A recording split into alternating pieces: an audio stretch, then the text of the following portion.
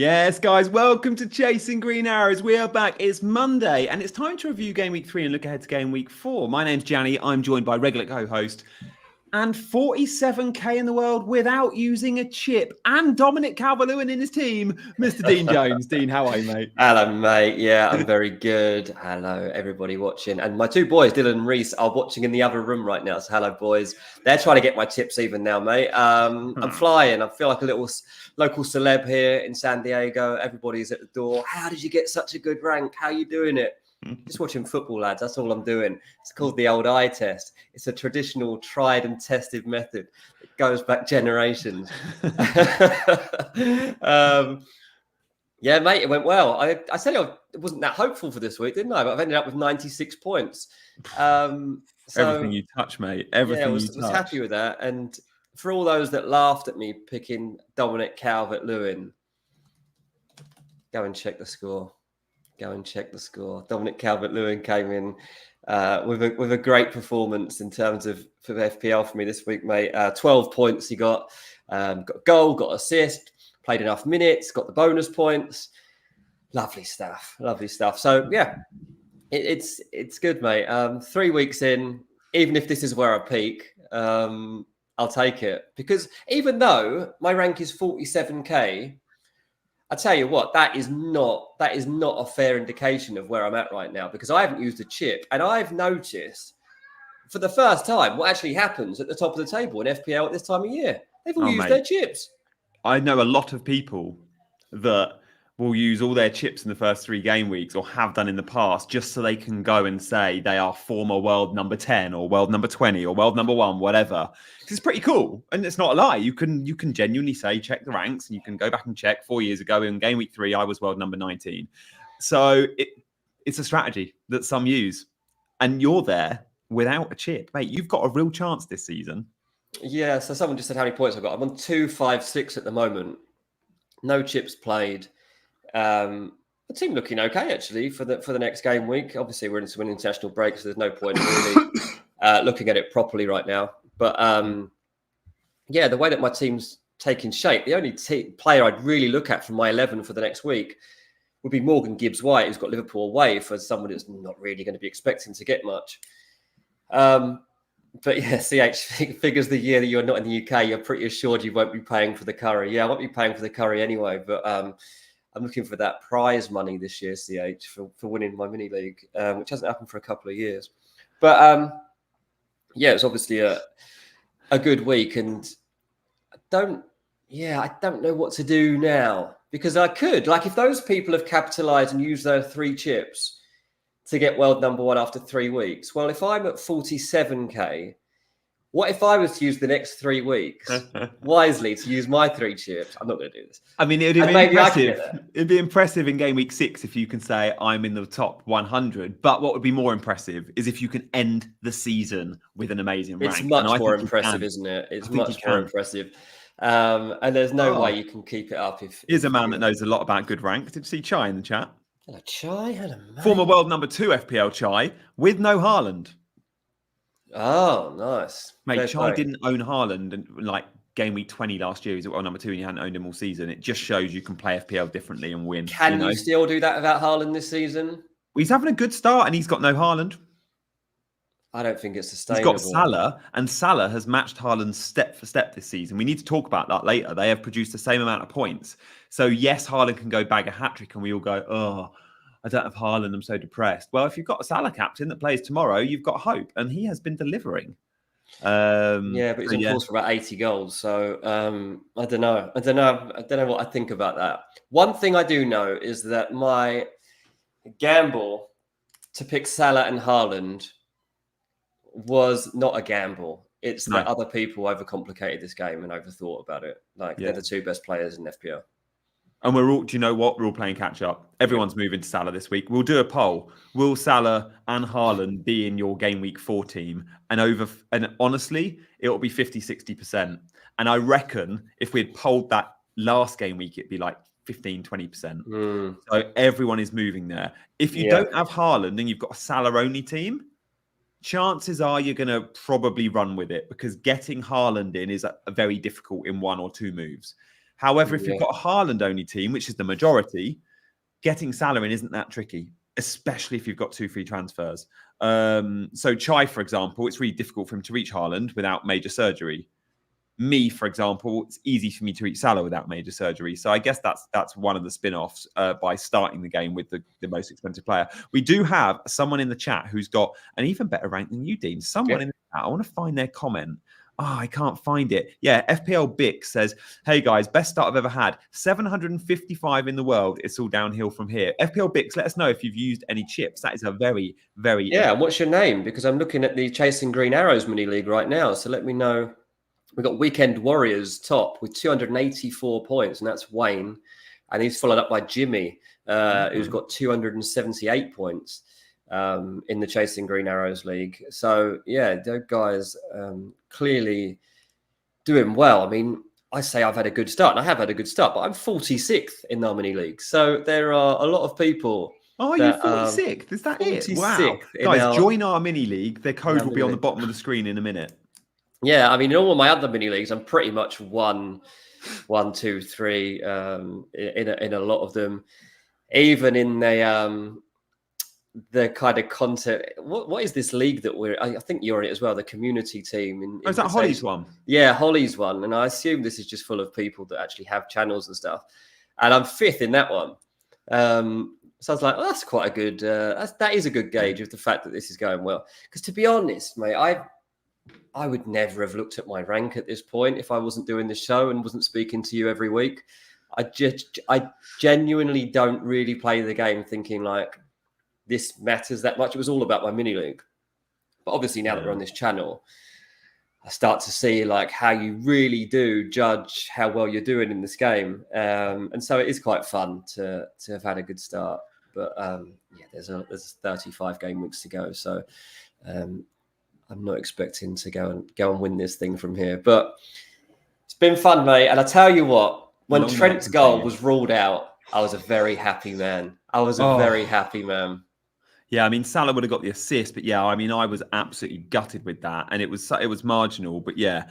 Dean, it is worth noting, as now a content creator in the FPL space, it's doing really well. There is a bit of pressure on your rank this season, so I'm looking forward to hopefully really good decisions, and I think you can have a worldy season, because I think I was listening to Black Box the other day, and they said the FPL winners have always gone into the first international break in the top million. Like if you're not in the top million by the first international break, which is sometimes I think game week 4 to 5, not 3 to 4, then you're not going to win FPL. Like you need to get off to a very good start if you're going to win FPL. Well, Dean's not just in the top mil, he's in the top 50k. And the best thing about that is the thumbnail shows both our faces with the words top 50k. So there will be people out there that think content creator that gets this Sky Sports gig and all that to talk about fantasy football now think he's really good and doing really well. I'm actually at 3.2 million.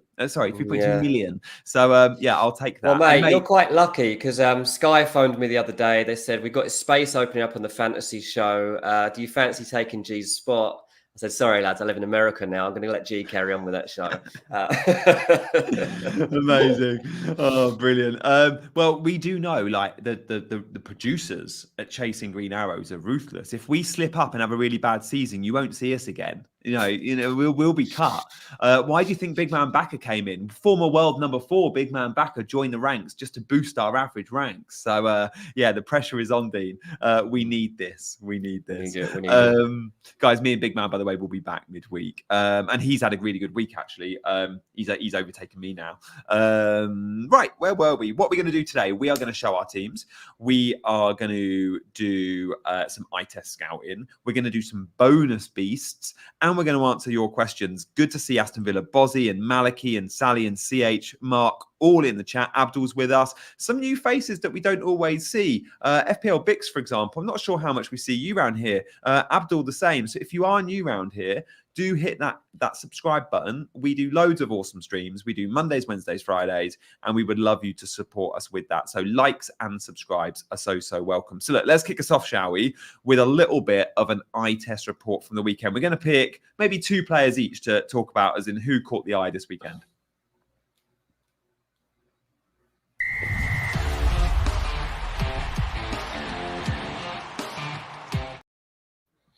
Oh, super chat from Casey Matoma. Thoughts on Matoma? He's top 35k. Casey, well played. In terms of eye test scouting, let's just move to Brighton. My number one pick at Brighton is still João Pedro, and the reason being is he's 5.6 million, so you save almost a million. I think he'll go up to 5.7 tonight, or no, not tonight. By the end of the international break, he's already gone up last night. He's going to go up again. But you save money on Matoma. Matoma would be my second ranked player. And then probably Minter and Welbeck are like 3 and 4. The beauty of João Pedro is when he's not playing 10, if Welbeck comes off, he can go João Pedro in the 9. And João Pedro has just played Man United, scored, Arsenal scored. He's now got amazing fixtures. But so is Matoma. And if buying a midfielder is easier for your team, Matoma's a very, very good option. He looks good on the left-hand side and certainly better for minutes than what you'll see from Minter on the right when a ding on for him a lot and Welbeck up top. Yeah, absolutely. Yeah, it's interesting watching this Brighton team, but I do think Welbeck's a good pick, to be fair. Yeah, I think the style of chances they're creating, he's going to be a good pick. I am glad I got rid of Minte. That one just about paid off. Didn't pay off because Rodgers didn't get the points, but it didn't matter too much that I made that change. Right, in terms of the eye test, mate. Yeah, go on. Who you got for us? Adama Traore. Oh, fair play. I've put him in my wildcard draft this literally an hour ago. 5 million. Mate, it's not even like just off the back of this game week. It's the fact that in pre-season he was getting more minutes anyway. In the first game against Man United, he was like explosive. Like, I don't know if you remember, like when Fulham went to Old Trafford, opening night of the Premier League, Adama was on one, and he could have done well on that night. Started off really well. He continues to be a go-to guy in this Fulham attack at the moment. Now, obviously, there is a problem here in that Fulham just signed Reece Nelson, and that puts his spot in a bit of jeopardy. But he's been playing so well. Fulham playing West Ham at home in the next game week. I think that he's a really good pick for that game week. Adama is absolutely smashing it at the moment. His decision-making isn't always 100. Like, that's why he plays for Fulham and not Barcelona. That's why it's 5 million. That's why it's 5 million. But if you want someone for that game week that's a bit different, then... Well, actually, you can do it 2 game weeks on this because Fulham have got back-to-back home games. They've got Newcastle as well. Good run. It's okay. Adama is worth it as a little bit of a different one. Do you know what? I look at the average position map of every game, and he was the most advanced man on the pitch for Fulham by a country mile. Like, there's no defensive responsibility there. And what was really good about Adama at the weekend was he's getting the minutes. Like, he's consistently now not getting the early sub. Well, that's the problem. That might come now because we didn't have the depth. We lost a couple of forward players over the summer. True. So now Reece Nelson is through the door. Reece Nelson hasn't come in to sit on the bench.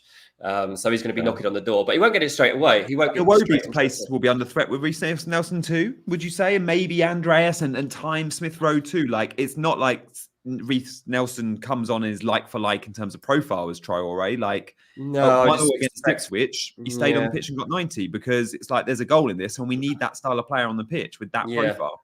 Yeah, exactly. So it's definitely one to look out for. And while we're on the subject of Fulham, Rodrigo Muniz is a no-go. You don't need him. Go João Pedro. Go Visser. I warned this the other day. It was like, you don't need Muniz. If you want a Fulham attacker, Smith Rowe's your guy. Like, he'll get more points across this season than Muniz. No. Muniz is getting some decent opportunities. 3 games, no goals. If I was to predict how many goals Muniz gets across this season, mate, 7, 8.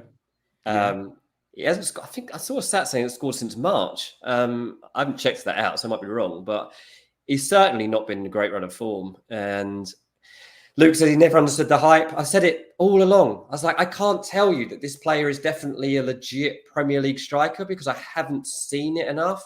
And I've seen enough doubts there that I can't be convinced. The only reason I thought he might be is because Marco Silva has been okay for him to go into the season as the number 9 and nobody was brought in. So I was like, he must be seeing something here. Muniz is good, like physically. He's got a bit of Mitro about him. He'll get on the end of crosses a bit. He'll try something that's outrageous. But we are coming to a time when Raul Jimenez will get a start in this team, I think. Yeah, nice. We'll get to our super chat on Salah in a minute and talk eye test scout on Liverpool. First, I just wanted to mention Saka at Arsenal. I've been lucky. Like, I don't have Saka, and this is another game where he could have gone really, really high, and he ended up with just a single assist. He is looking, for the first time I've watched Saka in probably 6 months, maybe even longer, where I've gone, you look completely fresh. And I know he had a busy summer, but just that little bit of a break clearly has done him a world of good. And he's not got. Most players have always got an injury or two, like a little injury somewhere. No player's ever 100% fit. Professional footballers just aren't. They manage a ton, you don't realise. And when a player's injured, they're like 50% injured. Saka's probably often playing at 20% injured. Well, maybe now he's playing at 5% injured because he just looks so much sharper and points are coming. Now, the fixtures are tough. Many are selling Saka to Saka to Salah this week. I would be nervous about that because in the North London derby against Spurs, they are a defence you can get at. Now, Udogie, I like, but the fullbacks, they lose their position so easy because they play inverted and so high up the pitch. Down the wings, you can really get at Spurs. And in behind left back and right back, Arsenal should have a lot of joy. And Saka, the way he's playing at the moment, I could see Saka in the North London derby getting big points. So what do you reckon, Dean? If your only route to Salah is by selling Saka, would you do it? Because a lot are making that move this week. I am selling Son for Salah, I think. And I think that's easier to do because Son's not been great. But Saka really caught the eye. Yeah, Son is definitely easier to get rid of than Saka. But I think that when you see the form that Salah's in and the output of his games across this season so far, I mean, there's only one goal that he hasn't got the assist or goal in, I think. Jesus. And he still started the move. Like he's back at like that level, which is why I took a chance on him this season. And so you get to game week 4 and you see a home fixture against Nottingham Forest on the board. Ugh. You've got to get there. You've got to try and get there. And even if that's at the expense of Saka, I think it's okay. Like, do Arsenal go and beat Tottenham away? Probably yes. Does Saka score? Possibly yes. But also, like, bear in mind, like now Declan Rice is missing for that game. How do Arsenal actually play in this game? Like, they're going to have a different midfield makeup. Marino's not going to be fit. Rice isn't going to be there for that game. Do you look at Partey and Jorginho in there? Do they drop Odegaard back in and put Havertz into midfield? Don't know. But ultimately, like Michael Scott says, you only have to lose Saka for 2 games and you can get Salah in. And that is worth doing. You can always bring Saka back in for Leicester at home in game week 6 because that's when you need him again properly. But for those next 2, to have Salah is absolutely like Forest, and who's the other home game? Bournemouth. It's 2 great homes. Forest and Bournemouth. You just can't overlook it. And then it's 2 all right aways as well. After that. I'm relieved I've already got him, certainly. So, Mohammed Abu Bakr sent us a super chat. Thank you, Mohammed. We really appreciate any super chat on this channel, guys. He said, is it worth a -8 for Salah? We'll try and bring your super chat back up on screen. A -8, I would suggest if you've still got your wild card, I would prefer to do a wild card than a -8, I think. Now, I am someone that has just taken a -4, and I'm likely to take a -4. If we can find that super chat, we will put it on screen. I know we flashed it up earlier, but I'd like to recognise, as always, our super chat. There we go. Thank you, Mohammed. What do you reckon, mate? Because 8, the wild card, it's less precious this year, the wild card, because we can roll transfers. Absolutely. I took a 4-point hit last week, and I'm probably taking a 4-point hit this week to bring in Salah. So I am responsible for 8 points of hits by game week 4 without a wild card. And here I am saying use your wild card, but it's a tough call. What I would get him in though. Yeah, and I mean it depends, I guess, on what the rest of your team is like, how confident you are in the rest of the team. If you can genuinely benefit from a wild card beyond just Salah, then go for it. And most people probably can at this stage. There's definitely all of us. Doesn't matter really. Like I could look at my team right now and still do a wild card to make 3-4 transfers that I'll be happier with. I mean, I've only got to look at the depth of my team to see that there is none. Like my bench, there's nothing there. So we could all like to wild card. So I think if you're desperate to get Salah in, I don't think a -8 is really the way to go about it. Because even if he scores, you've got so much to make up for in the meantime. So Yeah, I'm fine for a World Cup when you get to the point of taking -8s. Just don't see that you'd want to be doing that. Yeah, okay, no, fair one. Guys, in terms of wrapping up the eye test report, we'll perhaps just touch on one other player, and that is Bryan Mbeumo needs a bit of love. But we're actually going to speak about Bryan Mbeumo in the bonus points feature. So with that in mind, I think we'll move on. We'll do our bonus points feature, and then we'll show you our teams. Thank you all. I can see Count the Press, Maliki Jose, FPL Cowboy in the chat. If you're new around here, do hit that subscribe button. We're streaming slightly earlier today, so to always make sure you're on the right time, you can hit that notification bell when you do sub, and that'd be awesome, guys. So look, without further ado, let's have a look at our bonus beasts.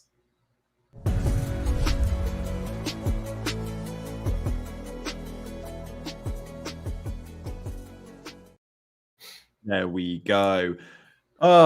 He was always going to bang versus Southampton. We spoke about him last week. The problem is, it's Man City Tottenham up next. Can we it on Mbeumo and just make sure we have him in game week 6? Probably. If you're on wildcard now, to save yourself a transfer in game week 6, should you bring him in on wildcard? Absolutely yes. And he can still go. Look, Man City is a tough one, but Spurs is one where you can get points.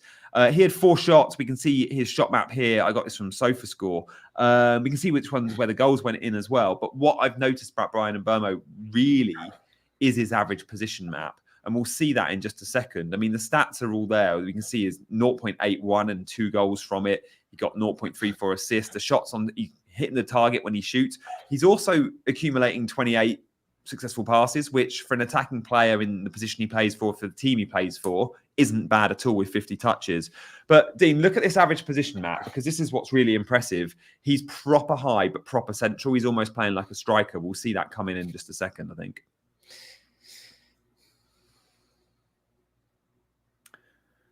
It's nice that, isn't it? Like, he's not a winger. You don't want to see him by the touchline where Madueke might play, for example. He is just playing off Visser. And when we see on the left-hand side, progressive passes received, Bryan Mbeumo. Progressive passes made, Bryan Mbeumo. Best in the team. Yeah, I've never picked him. I've never owned Mbeumo because I'm a Fulham fan. But and you said how good he was when you watched him at Fulham last year, didn't you? Yeah. And that's the first time I might have even picked him one week.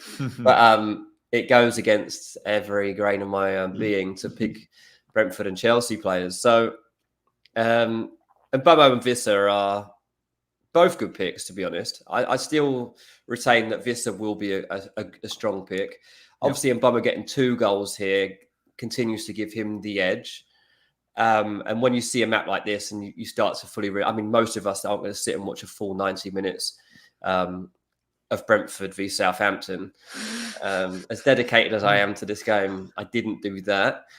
But so it's good when you get a clear indication beyond the extended highlights of exactly how close those players are looking. Like, look at that top 4 with like the way that is set up just goes to show the goal intent of this Brentford team. Yeah. And while obviously you don't expect them to go and beat Man City, I kind of expect them to score. Yeah, and against Spurs, and against Tottenham, 100% would expect them to score. So I don't think it's even that off-putting if you're wildcarding next to get Mbeumo in there, because he is the sort of player that can go into those fixtures and still have goal threat. The left-hand side, like the passing lines, I love this from between the posts, because not only do you get the average position, the size of the bubble is how many touches they've had, but what I really like is the passing lines and the thickness of those lines. They really played, certainly against Southampton. Now, this might have been to target Southampton's right-hand side, or it might be a common theme. I haven't looked into it. But that left-hand side, the way Damsgaard drifts left, and you can see him there with shade, like, and again, from left-back and even Ethan Pinnock, a lot is down that left-hand side. Look at the right back to Mbeumo. There's nothing there. What that means is Mbeumo is constantly getting on the end of left crosses and passes from the left-hand side. He is attacking that back stick, and we saw one of his goals in that sort of position, receiving the ball from wide on the other side. One to note there, he is also going to be on penalties with no Tony. When Tony is out the team, Big Man Backer told us last week, he averages something like 6 points a game. With Tony in the team, he averages like 3 points a game. It's that stark difference. And Mbeumo is definitely liking the fact he's going to be the big fish in a small pond here. Yeah, absolutely. Yeah. Just a knock-on effect of this game. Obviously, Southampton are one of the teams we all would be looking to target, as well as Everton.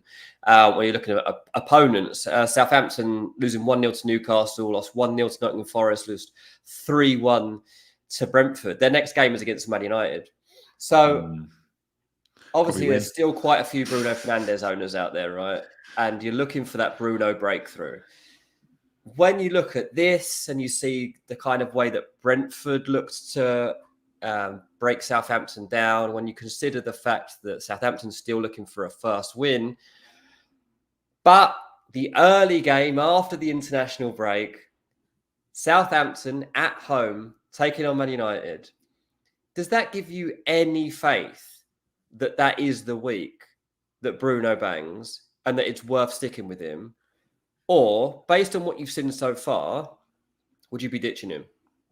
I'd give him one more week, but it Would would you? be 4 strikes and you're out. Like, to sell him versus Southampton feels naive, knowing how bad Southampton have been. But if he can't do it against Southampton, he hasn't done the first 4. You probably patience got to run dry because he's dropping in price as well now.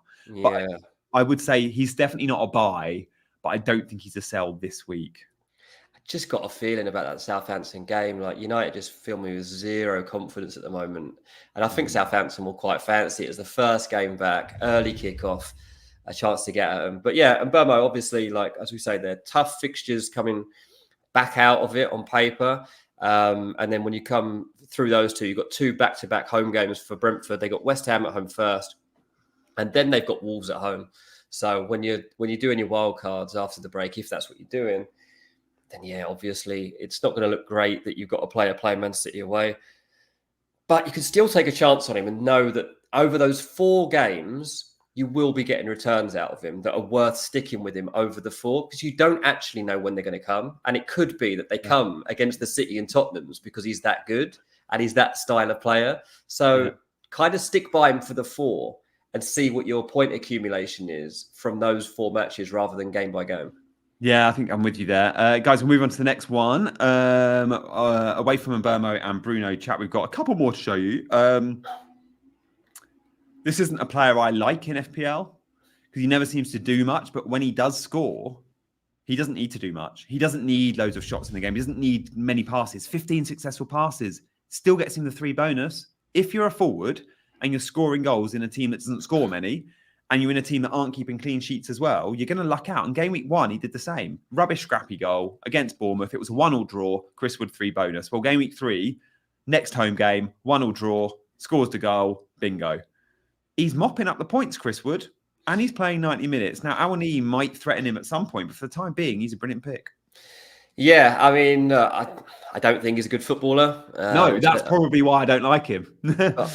Like, in terms of Championship. as a footballer, you wouldn't be signing him. But actually, in terms of FPL, he's pretty effective, pretty efficient. I wondered what Forest would do in the transfer market in terms of replacing him might be slightly harsh, but at least giving him some more competition. And you know, we saw them keep coming up short in terms of getting players through the door that they would want that would make a significant difference to that team.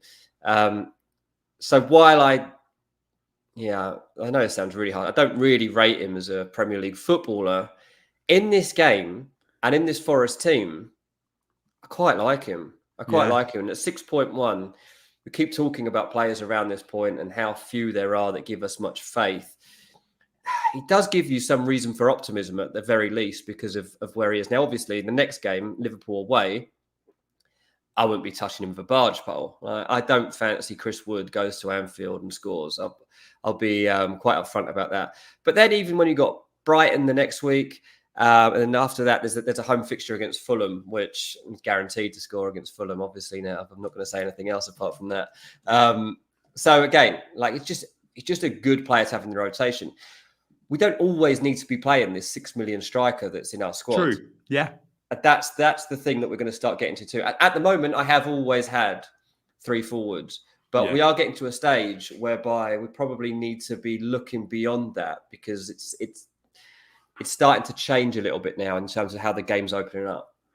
Yeah, absolutely there. We'll move away from Chris Wood. We've got one more to show you. 3 bonus points. Who else got them? Guys, thank you so much for your comments in the chat. We're reading everyone. Michael said Visser or Wood. I actually prefer Visser if I'm given the option. I prefer Visser, 100%. Yeah, there's a little bit more in the game. You might not get the 90 minutes though, but the Brentford fixtures from 6 are amazing. João Pedro, we spoke about earlier. The next 2 are great, but don't see bad fixtures and be put off by João Pedro. He's just scored versus United. He's just scored against Arsenal. And when you have penalties up your sleeve, you can get a penalty in any hard game and get the goal. And he didn't get the penalty against Arsenal or United, but he got quite comfortable tap-ins. And again, like we see the touches. For a forward, 35 successful passes. He gets the key passes. He dribbles loads as well. And remember, dribbling in the bonus points is rewarded. So him and Havertz both scored a goal in a 1-1 win for their teams.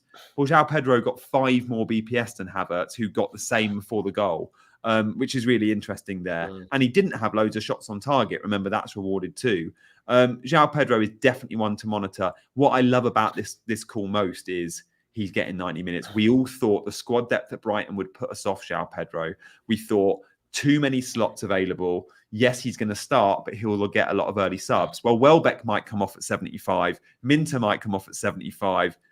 Don't expect to see too many early subs for Matoma and João Pedro. They're clearly the main men. Yeah, look, obviously, like I've got DCL as my third choice forward, and I said it's like a 3-game run, right? We'll see what DCL gets across those 3 games.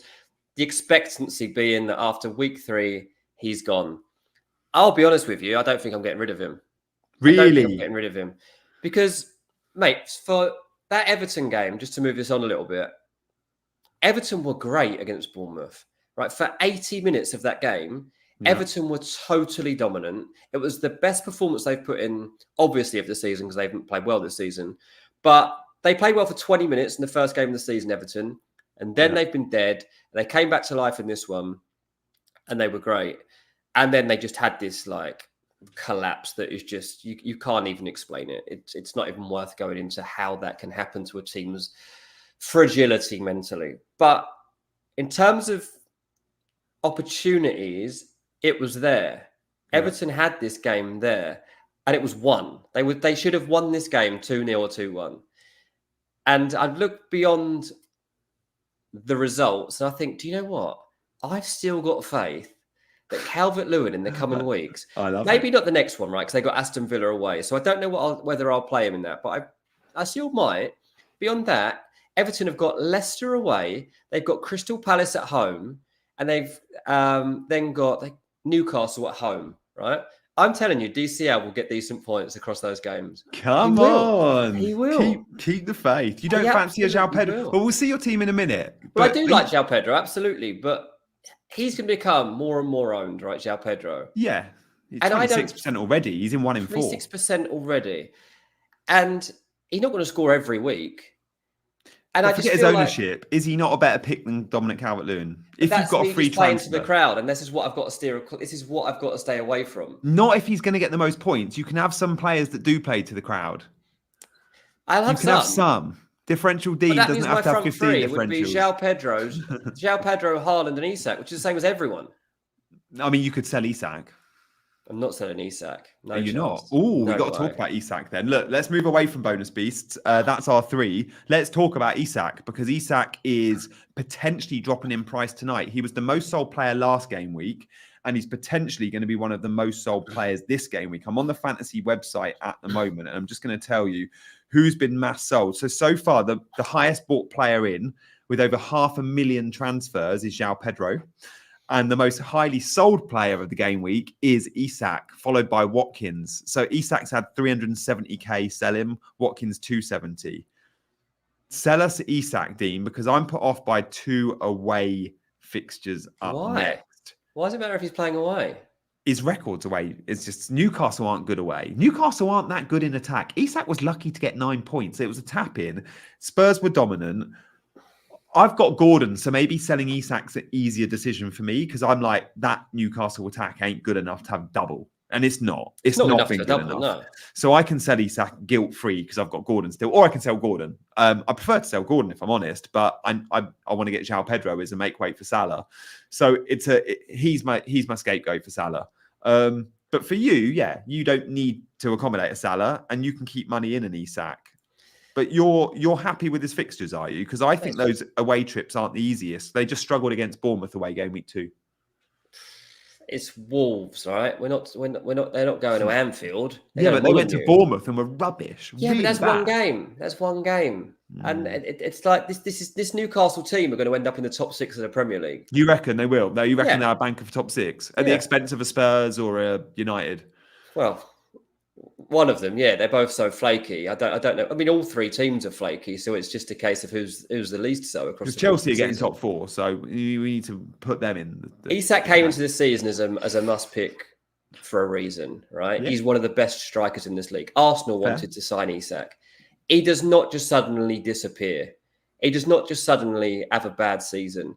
And when you pick players like this, you've got to stick with them or you're going to miss all their points. That's what I'm kind of tell myself right now when I'm like, do not go on the crowd noise. The crowd noise is going to tell you that Isak is a bad pick going forward. And I look at Wolves away and Fulham away and then know that the next fixture after that, even though it's Man City at home, is followed by Everton away. I'm like, that is not enough. Those 4 games are not enough to put me off picking one of the best strikers in this league. Okay. Yeah.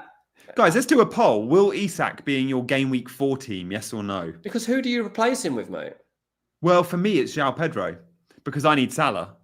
Okay, and that is why so that's a different pick. I've already got Salah. And do you know what? So many are doing that simply by just me looking on the FPL website and going, the most bought-in player this game week so far is João Pedro. The most sold is Isak. That's clearly a common route. But we're not all in the privileged position of having Salah. And Haaland, so now it makes that makes more sense then. If people are selling Isak as a route to starting to get Salah into their team or something like that, or they're trying to open up funds, then like if I needed to open up funds right now, then it would make sense with Isak at what is he 8.5?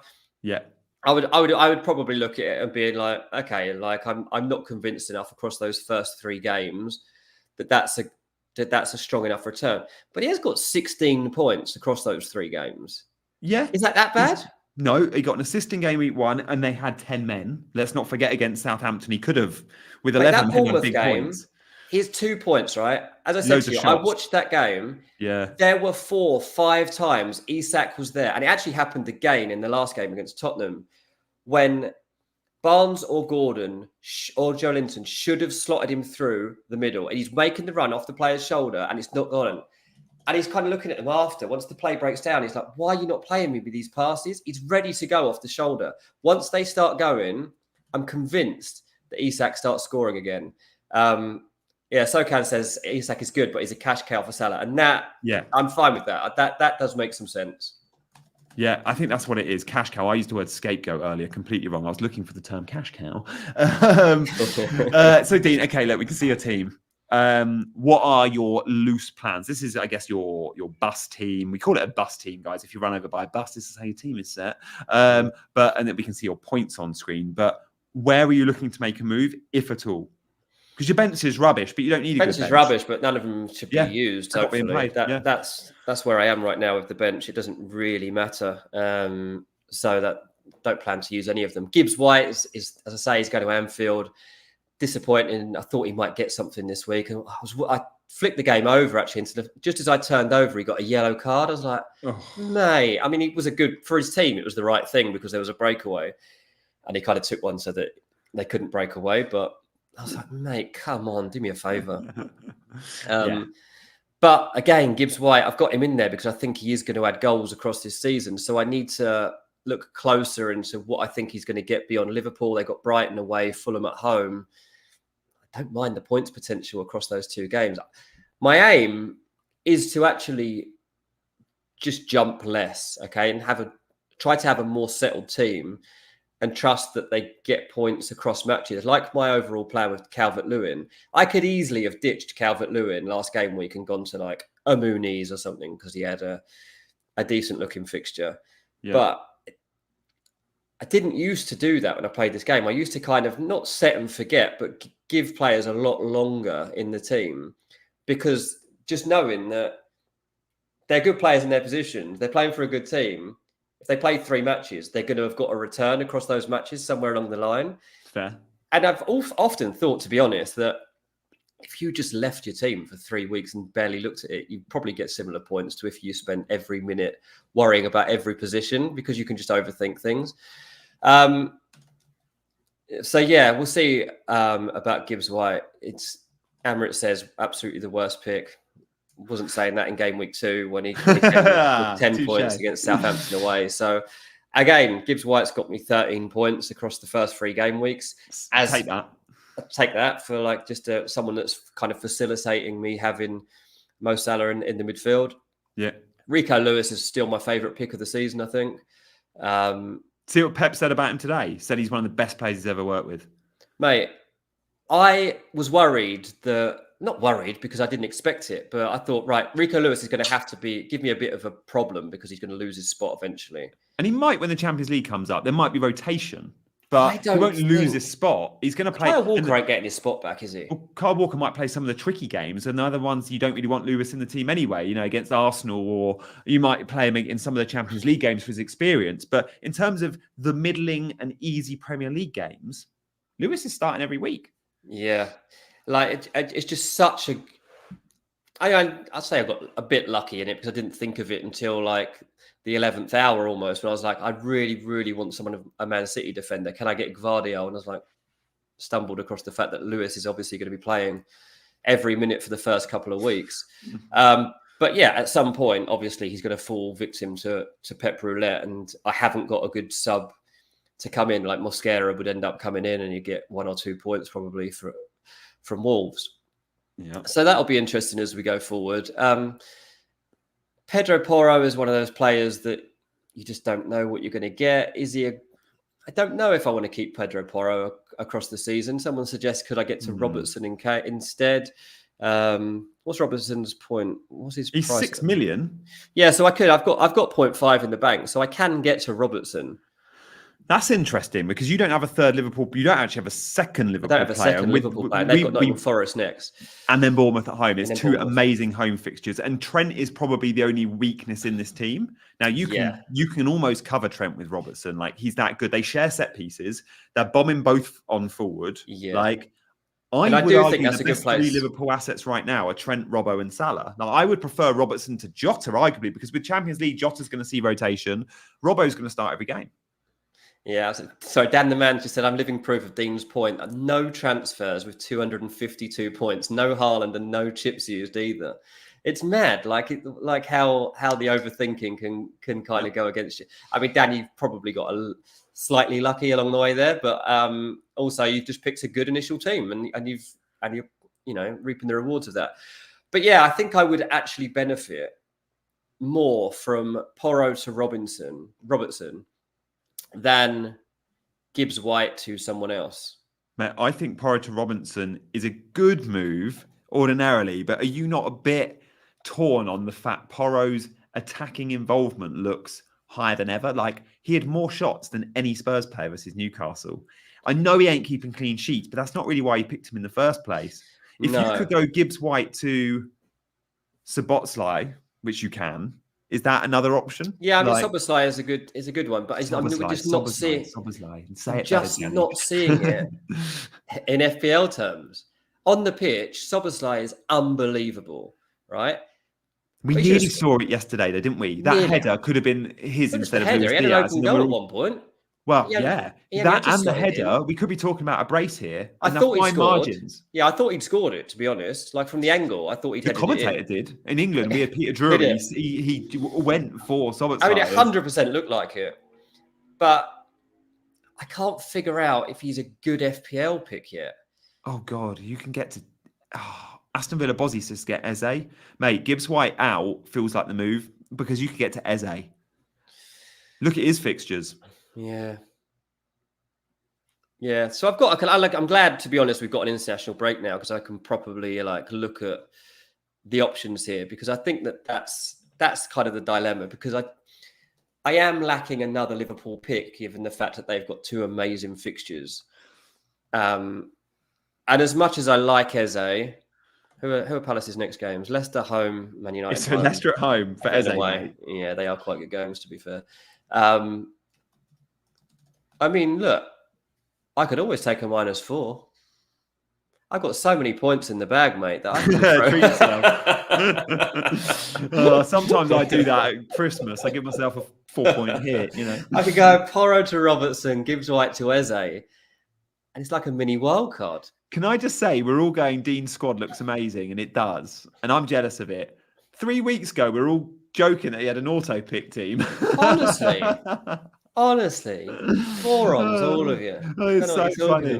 Right, let's move on to my team. Come on, this has been self-indulgent enough. This is both our shows. No, I'm kidding. Literally, let's spend more time on Dean's. We'll show my team quickly and then we'll do some questions, guys. Thank you for all your comments in the chat. And if you're watching on catch-up, we love our catch-up viewers too. So thank you, guys, as always. You could drop a comment below and the guys at CJ will get back to you. Yes. Surgery needed. Yeah, but it's hard, mate, because it's not that far off, is it, really? I mean, you look That's at why that I'm reluctant to wildcard.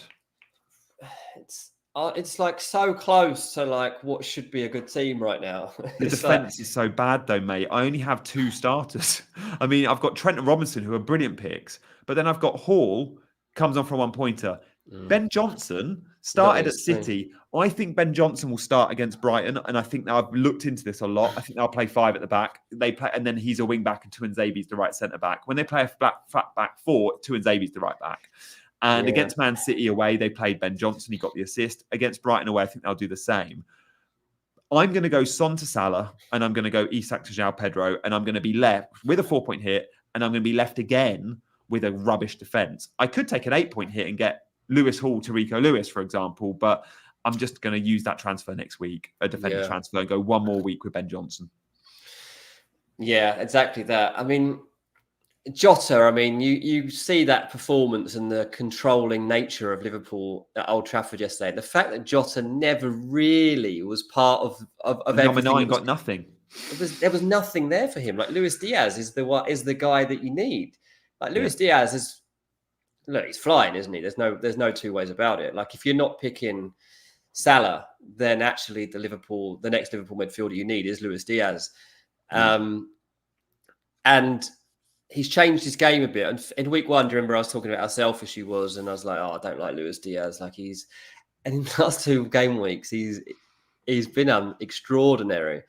So I do really like him. But Jota, that's just bad luck because on a normal day when Liverpool go and maul Man United, you'd expect that Jota's got some points in the bag. Watkins, I'm sure you would have expected a bit more from in that game week. A bit unlucky. So it's just fine lines, mate, isn't it? And it can turn so quickly, and it's all about which ones of these you've got faith in actually coming good over the course of the next 3 game weeks or so. I just feel like Salah in game week 5 has to come. I have to have Salah for game week 5 because I'm not captaining Haaland that week. He plays Arsenal, and everyone's going to want to captain Salah. We've just looked at his 2 next home fixtures. Yeah. And then, João Pedro's got great 2 games too. So the upside's there. What I really need for this team, I need Ollie Watkins to start hitting the barn door. Because again, we're seeing early subs, but we're only seeing early subs because he's playing badly. He's getting the chances again against Leicester. We could have seen a Rodgers assist for a Watkins goal. Yeah. So that's been a huge frustration. And look, thank you, Matteo. He says the team looks solid on paper, just really unlucky. And maybe that is. But I do have a few problems at the back, which is my own fault in terms of going for risky picks. Well, I mean, Villa have got Everton at home next, right? Who have proven so far to be the worst team in the league. They're mentally fragile. They've conceded loads of goals. So Rodgers Watkins for that game seems ideal, right? It does. But I've said that against Leicester, and again, nothing happened. But Aston Villa Bozzy says, why don't you just get Robbo and I could sort out the defence and get Robertson instead of Salah, and then still go João Pedro instead of Isak. The problem there is captaincy game week 5. I feel like I need Salah. And we spoke about it earlier in the show. I feel like Salah's a must. Guys, I have got a little bit of news. I am about to, in 5 minutes, Dean, check this out. I'm doing a draft. I've not played draft in years with Big Man Backer, FPL General, the Wire Boys, the Black Box Boys, FPL Mate, Let's Talk FPL, FPL Salah, Holly Shand, and FPL Family. All the well-known faces, and it starts in 4 minutes. And I've just realised it's all on an app. it's got these like 30 seconds to make a decision, and it starts on the nose. So I'm going to have to leave early because I need to like do a queue and sort myself out. And well, mate, if you give me your login, I'll do it for you. Just make sure. Mate, do you know what? Guess who's got first pick? Big man. Big man. I've got the 8th from the 10 of us. I've got the 8th pick. So Big Man's going to get Haaland. He's going to get Haaland, yeah. Yeah, so I'm gutted about that. But what we might be able to do, Dean, if you could do me a solid by maybe staying on for another 4 or 5 minutes to do questions so I can leave and jump off. I'll see you guys on Wednesday. But I need to go and prep this. And I've been a bit distracted in the last 10 minutes, being like, what the hell do I do? How do I use this app? So I'm going to love you and leave you if that's right, mate. Yeah, go for it, mate. Have a good one. And let us know how it goes on the other side. Yeah, I'll send you my team and Big Man's team as well. And we'll share on Wednesday when Big Man's in. Nice. Wicked. Nice. See you guys. Yeah, good luck, mate. Nice one. Last few minutes then. If you want to speak to an actual FPL expert, I'll stay here for the last few minutes. Sayan says, need to free up budget for Saka to Salah move. Should I go for Isak to Calvert-Lewin, considering I already have Pedro? Should I go for Gvardiol to any Villa Brighton defender? Look, as much as I'm happy with my DCL, I'm not going to advise that anybody else goes there. I do personally, my hunch is that DCL over the next 3 game weeks again gives me enough returns that it remains worthy of sticking with him rather than me taking a transfer. I don't know that I would necessarily be bringing Calvert-Lewin in. But obviously, if you've got to free up funds to get from Saka to Salah, then you need to make that worthwhile. You don't have to do that. Remember, you don't have to go Saka to Salah next game. You don't have to. By the time it comes to the next game week after that, you probably need Salah, but you might be able to live without it for the next game week. Play Rodgers or Emil Smith-Rowe. Let me just check the fixtures because I honestly am not tuned in with what's going on September the 14th off the top of my head. Emil Smith-Rowe. Oh, yeah, we've got West Ham at home. So I think Smith-Rowe is actually a good pick, actually, for game week 4. And I would be going for that. Should I buy Calvert-Lewin for Wood? Now, if you've already got Wood, just stick with him. I mean, there's much of a muchness. They're both going to be flaky players throughout the season. They'll score goals at different times. Dean, who passed the eye test for me this week? Well, I said at the start, Adama Traore massively passed the eye test, and I was very impressed by him. I think when you're looking at Newcastle, I still believe that Isak is on the cusp of something good, and I would stick with him. What other game did I watch in detail? Everton. I like Jack Harrison. Again, I'm not going to tell you to pick him because it sounds so rogue, and they're playing Aston Villa away next. But Jack Harrison is low-key having a good season and not really getting noticed. And Ndiaye also playing really well for Everton at the moment. But obviously, they're not a fashionable team. There was a few. I thought on bringing in Verbruggen to rotate with Raya for 2 weeks. 1 free transfer. I'll be honest, if I've got David Raya, I'm playing him every single week. Like, just stick with him. What would you do with Raya and Saliba? I mean, once you've gone there at this point, I'd be tempted to leave it. I mean, this Arsenal team has been built on having strong foundations. 3 free transfers.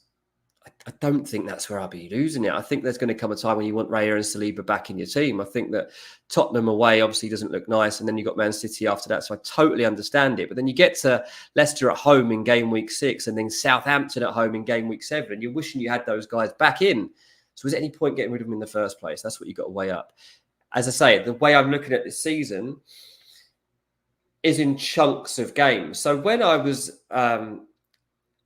The reason this got triggered in my mind, I had a manager. I was like playing non-league football, so I played for a team called Leatherhead, and our manager was Alex Inglethorpe, who is now in charge of the youth at Liverpool. He's in charge of the whole youth academy at Liverpool, and so we'd set out into a season, and he would always be like, "Right, these are our first 4 games of the season.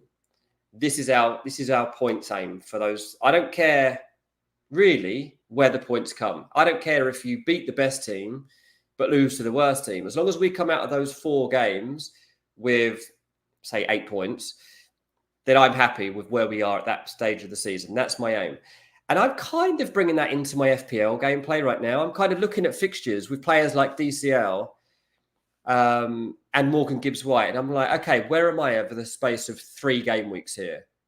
and what is my return going to be from them expected out of that, rather than week by week and jumping player to player. Yeah, Inglethorpe, ex-Orient player. That's right, Mark. Yeah, it is him.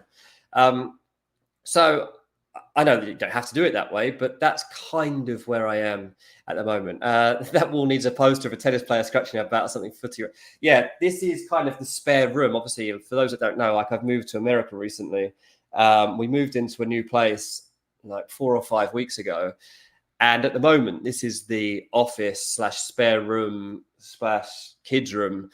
And the desk was on a different wall previously, so you haven't seen it from this view. You can see there's a TV over here. There's a couple of nice chairs here, but we haven't done the room up yet. So there will be pictures going on that back wall. It's a stalemate between me and my wife at the moment about what kind of artwork makes the cut. I found a nice big World Cup USA 94 poster that I thought, that'd be lovely up there. It's not happening. Got overruled. But we'll find some middle ground. Might be football, might not. Is Isak to Havertz a good move? I don't think you need to do that. I think Havertz is. I think Isak is fine. I'd honestly stick with Isak. His chances are coming. Gordon to Eze today before the price drop. Yeah, I mean, if you do that, do that. I think that's definitely wise. Eze got nice fixture and is banging form. FPL Freddy says the wife will decide what goes on the wall. Don't pretend otherwise. It's funny because sometimes she comes with me with some options and she'll say, "Oh, so do you like this? Or what do you think of this?" Like, "Oh yeah, I like that one." She's like, "Oh, I don't really like that one." Why ask me? Doesn't matter. Right, we're going to leave it there for today. Thanks, everybody, for watching. Thanks for the support with my amazing start to the season. We'll see if that can continue after the international break. G and Big Man are scheduled to be back on Wednesday, so you can get more insight then. And Big Man's had a good game week. Things looking up for him, so he will give you his insights to the last game week, but also looking forward to game week 4. There's a lot to look forward to. Thanks, everyone, for being here. I will catch you, well, probably next week. But whatever it is, I'll make sure I've got some new tips for you. Cheers, everyone.